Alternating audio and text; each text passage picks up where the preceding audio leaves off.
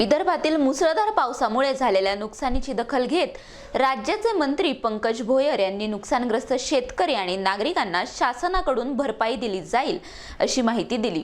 नागपुरात माध्यमांशी बोलताना त्यांनी विविध समकालीन विषयांवरही भूमिका स्पष्ट केली।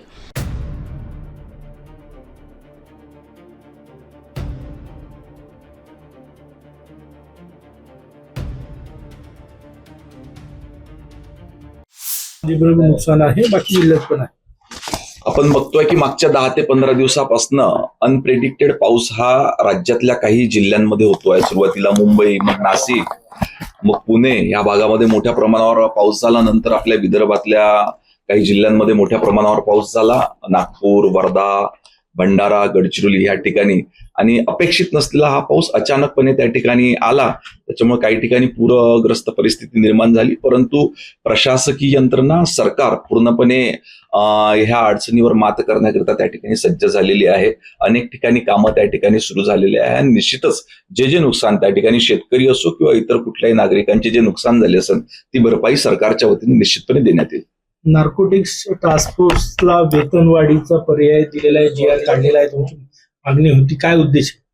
अँटी नार्कोटिक्स टास्क फोर्स मध्ये काम करणारे कर्मचारी असो, अधिकारी असो, हे अतिशय मेहनतीने त्या ठिकाणी काम करत असतात आणि जगात, देशात किंवा राज्यात या नार्कोटिक्स वरती अंकुश आणण्याकरिता अधिक प्रभावीपणे काम करण्याकरिता ह्या विभागात काम करणाऱ्या अधिकाऱ्यांना, कर्मचाऱ्यांना त्या ठिकाणी मूळ वेतनावर 30% भत्ता अधिकचा त्या ठिकाणी देण्याचा निर्णय शासनाने घेतलेला आहे। मुख्यमंत्री यांनी ड्रग विरुद्ध एक वेगळी मोहीम खरं तर पहिल्यांदाच राबवली। पहिलेच मुख्यमंत्री असे ज्यांनी एवढा सिरियसली ह्या सगळ्या विषयाला घेतला।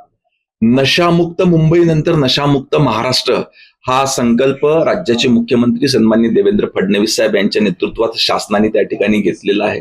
पोलीस विभागातले, पोलीस प्रशासनातले सर्व अधिकारी, कर्मचारी देखील या ठिकाणी कामाला लागलेले आहेत आणि निश्चितच लवकरात लवकर याच्यावरती अंकुश घेऊन एक चांगला नशामुक्त राज्य आपण ह्या भारत देशामध्ये त्या ठिकाणी प्रथम क्रमांकावर आहोत। सीजेपी सह इतर ज्या संस्था आहेत ज्यांना फॉरेन फंडिंग मिळतं त्यांची चौकशी केली जाणार आहे, रडारवर आहे असं सांगतात। नाही, सीजेपी असो किंवा इतर कुठल्याही देशातल्या वेगवेगळ्या संघटना, राज्यातल्या वेगवेगळ्या संघटना ज्यांना फॉरेन फंडिंग त्या ठिकाणी होत असतं आणि त्या फंडिंगचा वापर ते कुठल्या कामाकरिता करतात हे तपासणे अतिशय आवश्यक आहे। मागच्या काळामध्ये आपण जर बघितलं की काही लोकप्रतिनिधींमार्फत अक्कलकुवा, नंदुरबार जिल्ह्यातल्या अक्कलकुवा इथे कार्यरत असलेल्या एका संघटनेला, एका संस्थेला मोठ्या प्रमाणात फॉरेनवरनं फंडिंग त्या ठिकाणी झालं होतं आणि चुकीच्या कामांकरिता ते वापरण्यात आलं होतं। पोलीस प्रशासन, ईडी मार्फत त्याच्यावर कार्यवाही देखील करण्यात आलेली आहे। त्याच पद्धतीने इतर जर का काही अशा संस्था किंवा संघटना फॉरेन फंडिंग घेऊन त्याचा चुकीचा वापर करत असतील तर निश्चितपणे त्याचा त्या ठिकाणी कार्यवाही करण्यात येईल। पंतप्रधान मोदीजीनं एक रात्री व्हिडिओ पोस्ट केला आणि त्यात त्यांनी म्हटलेलं आहे की काही तरुणांनी मला शिव्या दिलेल्या आहे, त्यांचा रोष माझ्यावर होता, आपलेच विद्यार्थी आहे।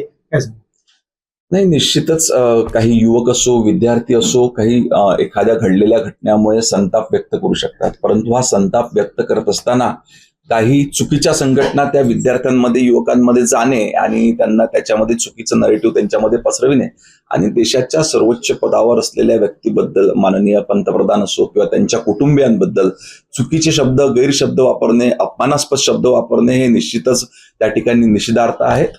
परंतु माननीय पंतप्रधान महोदयांचं अभिनंदन केलं पाहिजे की त्यांनी ह्या सर्व चुका त्या ठिकाणी माफ करून आपल्या युवकांना, जे भरकटलेले युवक होते किंवा विद्यार्थी होते, त्यांना पुन्हा एकदा मुख्य प्रवाहात येण्याचं आवाहन केलेलं आहे।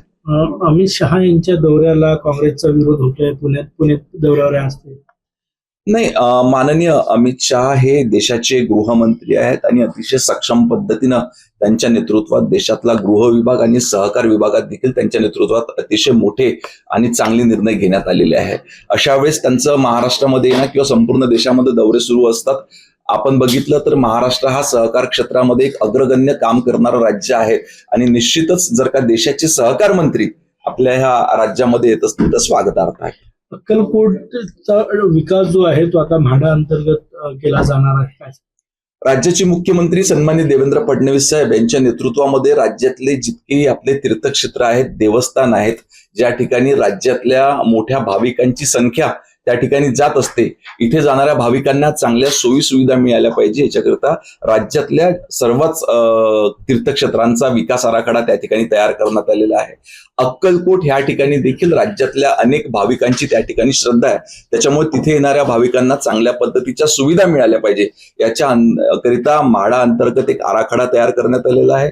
त्याला मंजुरी देखील त्या ठिकाणी देण्यात आलेली आहे. लवकरात लवकर ह्या ठिकाणचं काम सुरू होऊन अतिशय चांगल्या सुविधा अक्कलकोट येथील श्री स्वामी समर्थ देवस्थानाच्या भाविकांना त्या ठिकाणी उपलब्ध होतील. NTV news Marathi, Nagpur.